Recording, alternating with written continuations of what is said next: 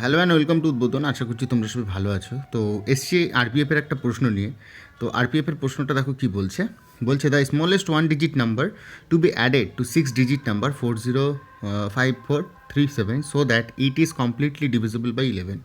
তো আমি লিখি 405437। তো আমরা 11 দিয়ে ভাগ করার নিয়ম কি জানি, একটা সংখ্যা বাদ দিয়ে আরেকটা সংখ্যাকে যোগ করে করতে হয়। তাহলে 4 আর 5 9, 5 আর 4 9 আর 3 12। তাহলে 12 ইকুয়ালস টু কত হবে এখানে? 4, এটা হচ্ছে 4 4 প্লাস এই লাস্টে কিছু একটা হবে।